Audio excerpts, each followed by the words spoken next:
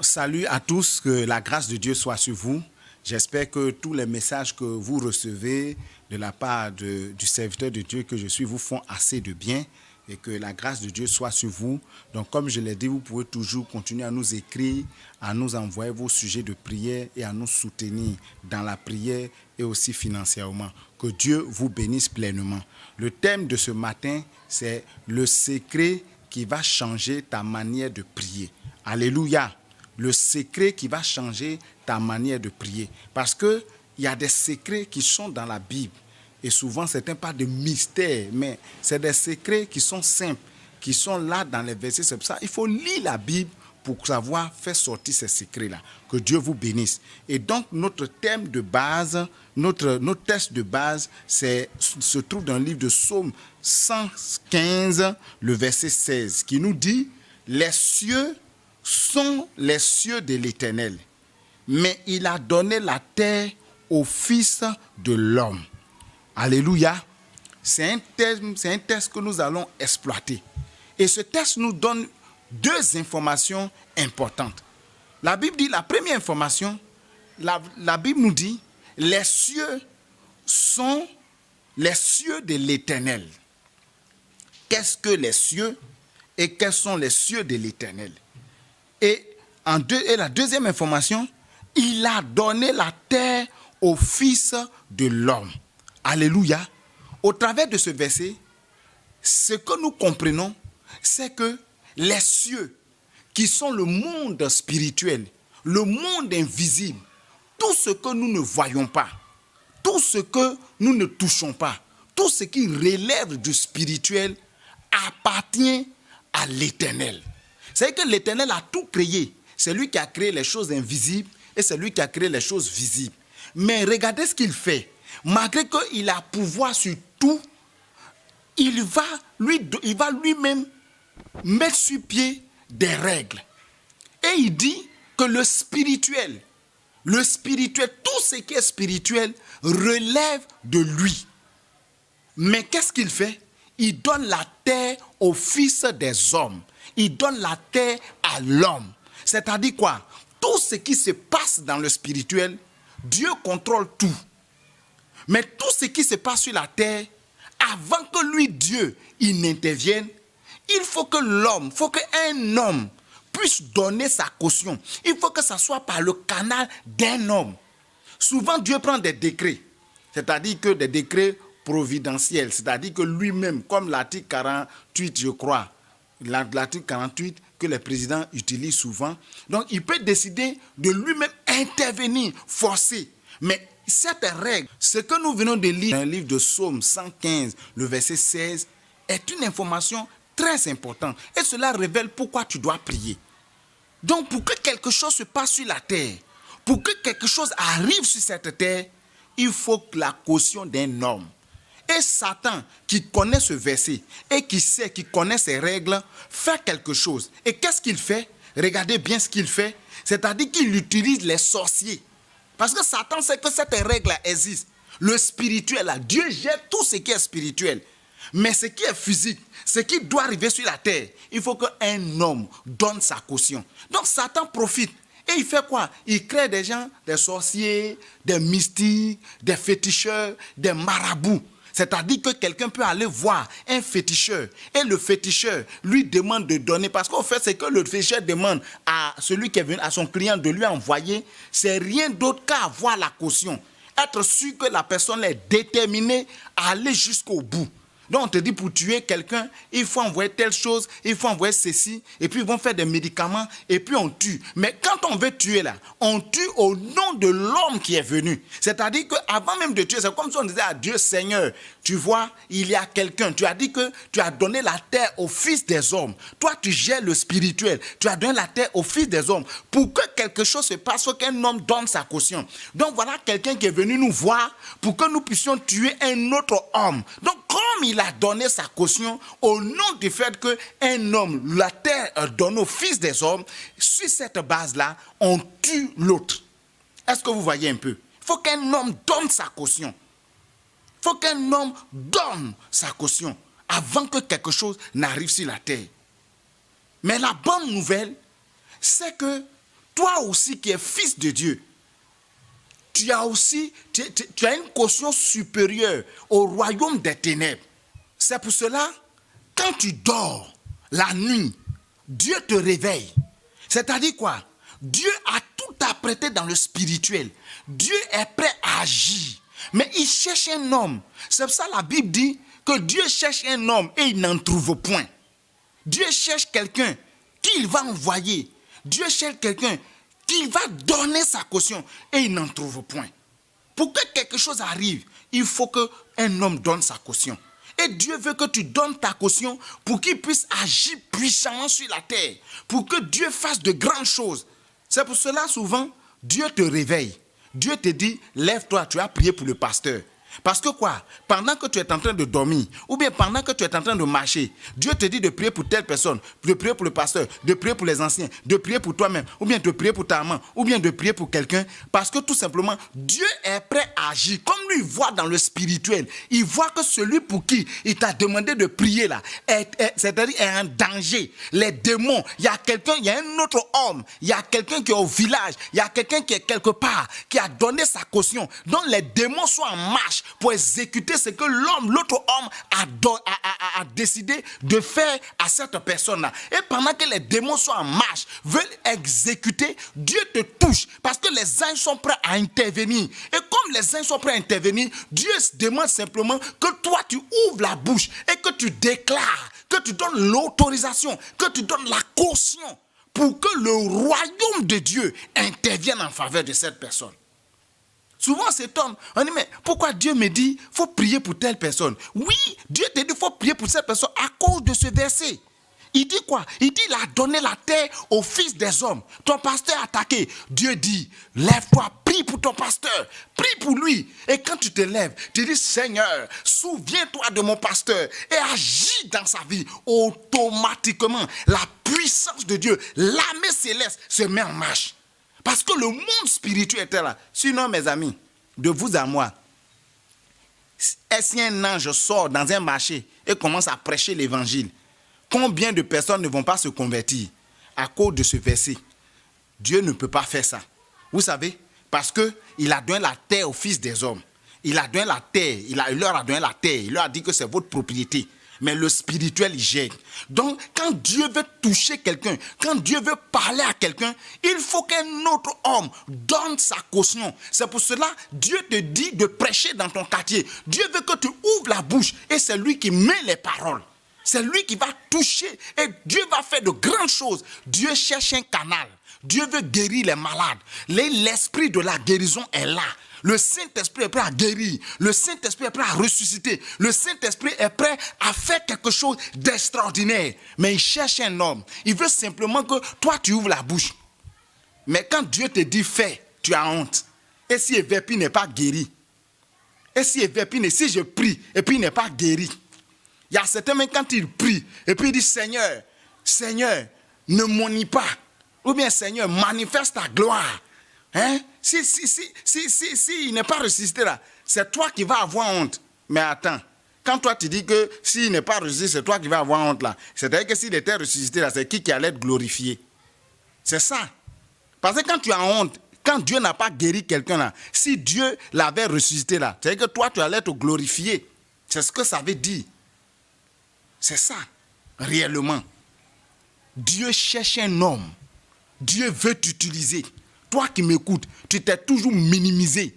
Tu as toujours pensé que tu n'es rien. C'est pour ça que quand il y a un petit problème, tu pleures. Tu sais, le diable sait, il connaît ce verset. C'est pour cela qu'il te fait croire que tu n'es rien dans le royaume de Dieu. C'est pour ça qu'il a sémé dans ton cœur la peur. La peur au point que où tu es là, tu as peur de tout. Tu as peur de prier seul. Tu as peur de te lever. Tu as peur de gêner. Quand tu es gêné, il te dit si tu gênes, tu vas mourir. Si tu ceci va t'arriver. Or, Dieu a besoin seulement que tu ouvres la bouche. Dieu veut que tu donnes ta caution parce qu'il a donné la terre. Les anges sont prêts à travailler dans ta famille. Les anges sont prêts à travailler dans ta maison. Les anges sont prêts à travailler dans la vie de ton mari, dans la vie de ta femme. Ils demandent simplement que tu donnes ta caution. C'est pour ça qu'on dit prie. On dit prie pour les gens. Prie pour les frères. Prie pour le pasteur. Prie pour ta famille. Priez là. Mais Est-ce que Dieu lui-même ne sait pas de quoi ta famille a besoin? Est-ce que Dieu ne sait pas de quoi le pasteur a besoin? Est-ce que Dieu ne sait pas de quoi ta femme a besoin ou bien ton mari a besoin? Dieu sait, mais Dieu a besoin d'une caution. Dieu a besoin que tu donnes ta caution. Et quand tu ouvres la bouche, la puissance de Dieu est manifeste. C'est tout. Les sorciers là, qu'est-ce qu'ils font? C'est-à-dire qu'il y a un homme qui s'appelle sorcier. Il est au village là-bas. Et puis il dit, toi voici, voilà comment tu es. Je dis que tu vas mourir dans accident. Au fait, lui, il pense qu'il est puissant. Il n'est rien du tout.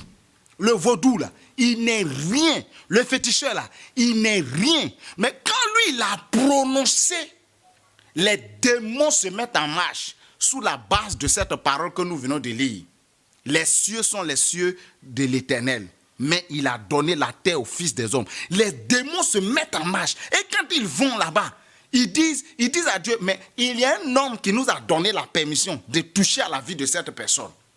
Alléluia. Mais gloire soit rendue à Dieu. Comme toi, tu es supérieur. Si les démons sont en train d'aller toucher la vie de quelqu'un, il suffit seulement que tu parles. Quand tu dis, Seigneur, je prie pour cet homme. Je te prie que ta grâce demeure sur lui et que toutes les puissances des ténèbres qui s'est levées contre sa vie soient vaincues au nom de Jésus. Les anges descendent dans ce lieu et encerclent cette personne. Et quand les démons viennent et puis ils voient les anges, ils disent aux anges, mais il y a quelqu'un qui a donné sa caution. Et les anges lui disent, mais il y a un autre, plus grand que toi, plus grand que celui qui a donné sa caution, qui est de la race des élus, qui a donné sa caution pour que nous puissions protéger cette personne. Alléluia. Tu ne te minimises pas. Ne te minimise pas. Sache que quand tu ouvres la bouche, Dieu t'écoute. C'est pour cela, la première des choses que Dieu cherche à faire, que le diable cherche à faire, c'est de disqualifier les hommes. Et comment il disqualifie? Par le péché. C'est pour cela, comme il sait que tu es dangereux, il va te mettre dans un péché. Tu fais tout, il te séduit, tu rentres dans un péché. Et quand tu es dans un péché, tu es affaibli. Parce que la Bible dit que Dieu n'exauce pas les pécheurs. Donc, une fois que tu es dans un péché, c'est fini. Tu as prié, tu as fait comment? Ça ne peut plus aller quelque part. Il faut forcément que tu te répandes. C'est pour cela un homme qui fait des exploits avec Dieu, c'est un homme qui se répand toujours. C'est un homme qui se confesse, qui se répand, c'est-à-dire qui fuit le péché. Je prophétise que tous ceux qui vivaient des situations, je donne ma caution et je déclare que la grâce de Dieu est libérée sur leur vie au nom de Jésus-Christ de Nazareth. Quel que soit ce que tu avais comme maladie, je déclare, tu m'écoutes, et je déclare que tu es guéri. Toi qui m'écoutes, Jésus te guérit au nom de Jésus. La puissance de Dieu te trouve là où tu te trouves, te saisit et t'arrache du danger et te délivre de cette maladie et te délivre de ce démon au nom de Jésus-Christ de Nazareth. Nous sommes une puissance. Parle seulement. Dieu cherche un homme. Dieu, il a dit à Jérémie, je mets mes paroles dans ta bouche. Lui-même, il pouvait descendre au temple et puis parler. À des moments donnés, il a parlé sur la montagne, il a parlé à des endroits. Il peut envoyer des anges, c'est-à-dire de manière spéciale, parler. Mais c'est par la bouche de quelqu'un qu'il parle. C'est pour ça que quand ton pasteur te parle, ne néglige pas ce qu'il te dit. Parce que ce qui sort de sa bouche là, c'est Dieu qui est en train de te parler. Il est le canal. S'il se tait, tu vas mourir. Donc quand il ouvre la bouche, qu'il parle, la grâce de Dieu passe par la bouche du pasteur et t'est communiquée. Dieu cherche un homme. Tu as trop dormi. C'est pour ça que tout est bizarre dans ta vie. Tu as trop dormi. Proclame de grandes choses sur ta vie. Je me souviens, je sors d'une famille qui véritablement n'a pas connu Jésus et où personne ne travaillait. Petits-enfants, par exemple, mon grand-père, il était polygame. Enfants, petits-enfants, arrière-petits-enfants, on était autour de 80 par là. Et personne ne travaillait. Et on a fait ce qu'on priait. Parce que souvent, nous prions dans la peur. Nous prions, nous écoutons. C'est que tellement que la peur nous envahit même là. Chaque jour, il y a de nouveaux messages qui viennent. Eux qui, au lieu de nous encourager, nous enfoncent plutôt. Et donc, moi, j'ai commencé un jour. J'ai constaté qu'effectivement, dans notre famille, la personne ne travaillait. J'ai pris un seul jour de jeûne. Et ce jour-là, j'ai attaqué attaqué tous les esprits qui se trouvent dans ma famille. Que je connais, j'ai attaqué. Et je leur ai dit à partir de cet instant-là, je suis l'exception à toutes les règles qui étaient dans ma famille. Les démons que je ne connais pas leur nom là, j'ai proclamé que je suis l'exception à la règle. Après, je ne fais plus partie de toute loi, de toute ordonnance qui existait dans ma famille. Et j'ai attaqué le royaume des ténèbres. Quand j'ai fini, et j'ai dit à Dieu, Seigneur, à partir d'aujourd'hui, je considère que je suis totalement délivré de tout lien, de tout poids. Mais si je ne travaille pas encore, ce n'est pas un démon, c'est que c'est toi-même qui ne veux pas que je travaille pour le moment. L'heure n'est pas encore arrivée. Gloire à toi. Et j'ai béni Dieu. Les jours qui ont suivi, j'ai eu un travail. Dieu m'a béni. C'est ça. Dieu m'a béni. Aujourd'hui, c'est ça. Le diable te distrait. Il te fait croire que tu n'es rien. Oh, le livre de Colossiens 2, le verset 14 à 15 dit, les démons étaient dépouillés. Ils ont été dépouillés. Toutes leurs puissances ont été arrachées. Mais comme tu es dangereux là, c'est les soucis qui t'envoient. Des soucis, des inquiétudes, des rancunes, des problèmes bizarres, des choses, des palabres, des colères, des choses. Pour que par des choses tu sois distrait, que tu ne découvres pas qui tu es réellement. Mais je t'apprends ce soir que tu as une puissance dans la main du Seigneur. Les anges de l'Éternel sont prêts à agir. Et tu vas voir, si à partir de cette heure, tu ouvres la bouche, que tu déclares des choses, je t'apprends que des tonnerres, une puissance incroyable va se dégager dans le monde, dans le monde spirituel. Et tu vas voir, les démons vont prendre la fuite, quel que soit leur nombre, quelle que soit la puissance de ces démons, quelle que soit la puissance de ces sorciers, ils verront que tu es différent et que ta puissance est au-dessus de toute puissance. Qu'est-ce que 1 Jean nous dit? Petit enfant, vous les avez vaincus parce que celui qui est en vous est plus grand que celui qui est dans le monde. Celui qui est en toi est plus grand. Mais pourquoi tu as peur des sorciers? Celui qui est en toi est plus grand. Pourquoi tu as peur des féticheurs? Celui qui est en toi est plus grand. Pourquoi tu as peur de celui qui envoûte? Celui qui est en toi est plus grand. Pourquoi tu as peur de vaudou? Pourquoi tu as peur de vaudou? Tu ne dois pas avoir peur. Tu dois te lever parce que la terre a été donnée au Fils de Dieu. A été donnée au Fils de Dieu. Parle seulement et tu verras la gloire de Dieu. Que Dieu vous bénisse pleinement. Je veux que la grâce de Dieu te restaure. C'est pour cela, si tu étais malade, et je vais prier pour tous ceux qui étaient malades, parce que je serai une caution pour toi ce soir. Tu es malade. Je déclare à l'instant où tu es là, où tu me regardes, que tu es guéri au nom de Jésus-Christ de Nazareth. La maladie qui était dans ton corps est en train de partir et pas maintenant, pendant que je suis en train de parler, au nom de Jésus-Christ de Nazareth. Tout ce qui était envoûtement en toi, la puissance de Dieu, là où tu es en train de te visiter et te guérit de l'envoûtement. Ton corps est en train de chauffer parce que Dieu est en train de faire quelque chose. Dieu est en train de faire quelque chose. Reçois la guérison instantanément au nom de Jésus-Christ de Nazareth. Les verrous sautent au nom de Jésus-Christ de Nazareth. Et je déclare que toutes les portes se ferment au nom de Jésus. Parce qu'il y a des portes qui doivent être fermées. Les portes de la sorcellerie, les portes de l'envoûtement, les portes des esprits héréditaires. Toutes ces portes-là, je les ferme dans ta vie au nom de Jésus-Christ de Nazareth. Je ne sais pas de quoi tu souffres, mais pendant que je suis en train de parler, mets la main là où tu as mal. Et s'il y avait un problème que tu avais particulièrement, pour lequel tu voulais que Dieu fasse, commence déjà à murmurer cela dans ton cœur. Commence à murmurer cela dans ton cœur. Commence à murmurer cela dans son cœur. Et je déclare maintenant que tu es exaucé. Pendant que tu es en train de prier, tu es exaucé. Tu es exaucé au nom de Jésus-Christ de Nazareth. Quel que soit le péché que tu avais commis, quel que soit le péché que tu avais commis, je déclare que le Seigneur te pardonne. Le Seigneur te pardonne. Au nom de Jésus. Et avec une recommandation. Va et ne pêche plus. Va et ne pêche plus. Va et ne pêche plus. La puissance de Dieu protège ta famille. Tu vis trop de choses qui s'enchaînent, des maladies, des pertes d'argent, des situations bizarres qui s'alignent. Mais je déclare qu'à partir d'aujourd'hui, toutes ces choses-là s'arrêtent au nom de Jésus. Tu es l'auteur de ce qui t'arrive. Mais le Seigneur t'accorde sa grâce et restaure ta famille, restaure tes enfants, restaure ton travail, restaure ta famille, restaure tout ce que tu as au nom de Jésus. Que la grâce de Dieu soit sur vous. Seulement croyez et vous verrez la gloire de Dieu. Parce que Dieu va faire de grandes choses. Dieu va faire. Et quand Dieu va accomplir toutes ces choses dans votre vie, parce qu'il a accompli déjà ces choses, rendez gloire au Seigneur. Que la grâce de Dieu soit sur vous. Que la vie de Dieu vous inonde. Au nom de Jésus. Amen.